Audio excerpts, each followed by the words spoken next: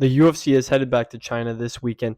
UFC Fight Night Shanghai, Walker versus Zhang Mingyang. Banger fight night, boys. I'm going to be giving you guys my three favorite underdog picks for this card. We did amazing last weekend for UFC 319, and I believe we're going to do amazing this weekend. So before we go ahead and get into it, hit the like button, hit the subscribe button, and let's get into the recap of last weekend. So starting with the recap of last weekend, we did amazing 319. I gave you my three favorite dog picks. Unfortunately, one of the fights got canceled. Bryan Battle versus Nursultan Ruziboyev got canceled. Bryan Battle just got cut from the UFC for missing weight. He moved up from 170 to 185, missed weight still by 5 pounds, weighed in at 190, and had to pull out, so they cut him. They cut Bryan Battle. They just said, screw that, back-to-back weight misses. He missed weight at 170 fighting Randy Brown, and then just missed weight, moving up a weight class to 185. So, kind of understandable.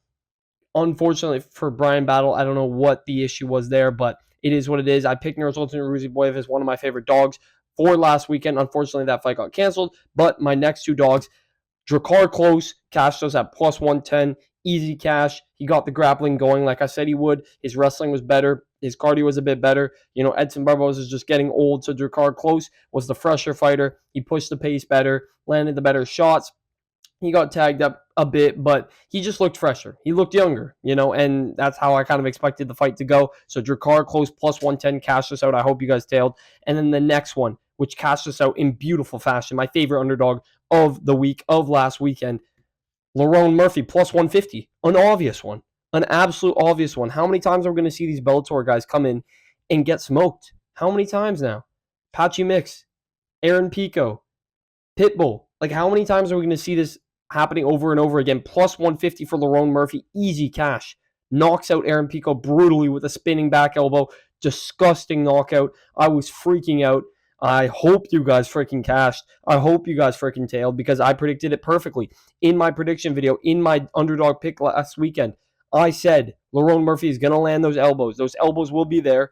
The knees up the middle will be there. And he did both of those. He landed the knee up the middle before his finish, and then landed a beautiful spinning back elbow, completely flattened out Aaron Pico, landed one follow-up shot, nasty KO by Lerone Murphy, and he's a contender. He's a serious contender. Cashed us at plus 150, easiest cash of the night as well. I was sweating it a bit initially, because Aaron Pico was walking him down. He was doing good. He was ripping to the body, but he was pressuring nonstop. Lerone Murphy is a counter striker. He's a good one at that, and he does have some power, especially when you're running right into his elbows and into his knees. He was landing them a lot on Josh Emmett, but Emmett wasn't pressuring as fast and as quick as Aaron Pico was. Pico just didn't realize he was going directly into the fire. So plus 150, Lerone cashed us out. We did amazing at UFC 319, and we are going to do great this weekend as well. We are starting with my least most confident underdog of the card, starting it off, but I am still confident in him, and that's Waldo Cortez Acosta at plus 200.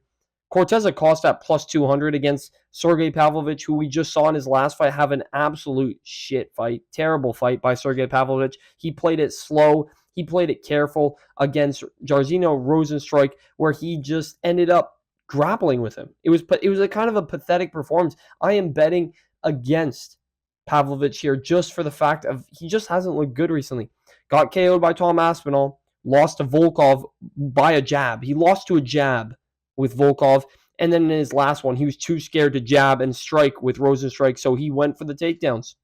He landed a couple big shots on Rozenstruik, but I don't see him landing those big shots on Cortez Acosta, because Acosta is decent. He is actually quite decent. He's got a good jab. He's got good forward pressure. His cardio is surprisingly good for being a tubbier heavyweight. And I think if we keep seeing the same Pavlovich that we've been seeing, Cortez Acosta will win this fight by decision.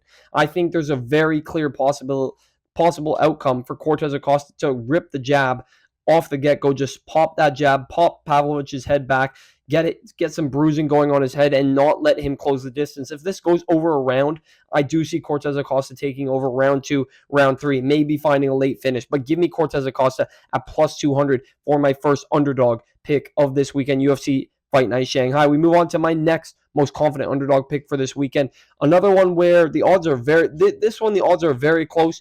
But I do see a clear path of victory for this fighter, and that is Mahashat at plus 100. Fighting, Gage Young?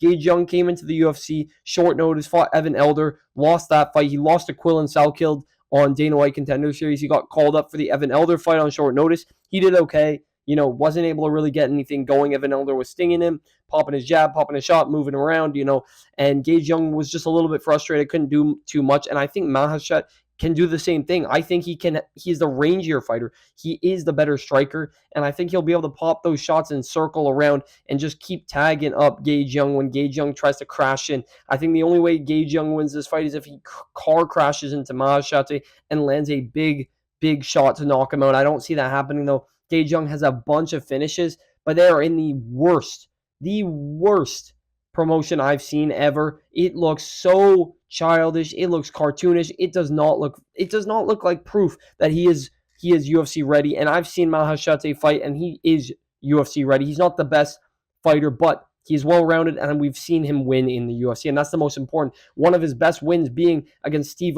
Garcia, a win that's aged very nicely. He knocked out Steve Garcia cold.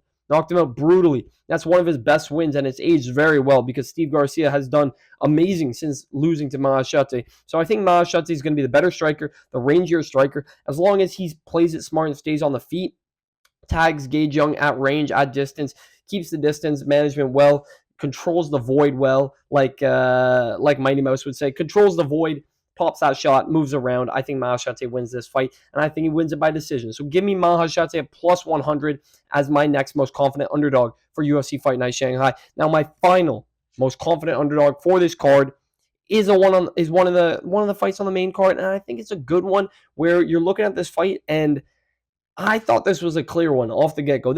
I usually pick my most favorite underdog of the card off the get-go, off the rip of just I'm like, I see a clear path to victory for this fighter, and that is Kevin Borjas at plus 140. All right. Kevin Borjas has been in some scraps. He's been in some wars, and he's a great striker. He is a phenomenal striker. He is fighting, oh my goodness, Sumadorji. He's fighting Sumadorji, and Sumadorji is a good striker himself, but Sumadorji has gone through the ups and the downs in his career. He has been beat down. He is one of the only guys who has lost to oh my goodness, who has lost to what's his name?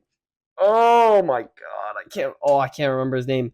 He got subbed. He got subbed by Leg Triangle against, you guys know who I'm talking about. You know who I'm talking about. Very bad flyweight. He lost to him in a scrap, almost finished him, but then got finished himself. Kevin Borjas has hands. He's got great boxing, phenomenal boxing. We just saw that against Ronaldo Rodriguez, where he dropped him brutally in round one, had him flying and rolling back, dropped him really, really bad. I don't know how Rodriguez survived that. His chin is insane.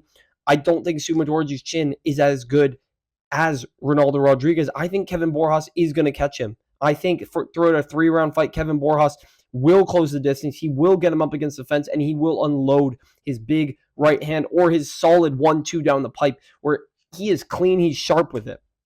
Kevin Borjas' only issues are leg kicks and grappling, and I don't think he has to face either of those things in this fight. Sumadorji is a good striker. He's got range, but the problem is his volume and his power. I don't see Sumadorji injuring Kevin Borjas. I don't see him dropping Kevin Borjas. I think Borjas is going to walk him down. He's going to land that big right hook at some point in this fight, and he's going to drop Sumadorji bad, either finish him or win the rounds by just having a big moment. I think all the moments are going to be on the side of Kevin Borjas, and that's a very important thing where I don't think Sumadorji is going to have a ooh, ah moment. You know what I mean? He's not going to get the crowd going like that. I know he's the hometown guy. He's Chinese, but I don't think he's going to have a big moment. I think Kevin Borjas will be the one having the moments here. So give me Kevin Borjas as plus 140 as my most confident underdog of the week. We did amazing last weekend. We are going to do amazing this weekend. If you guys enjoy these kinds of videos, let me know in the comments down below. But without further ado, hit the like button, hit the subscribe button, drop it down in the comments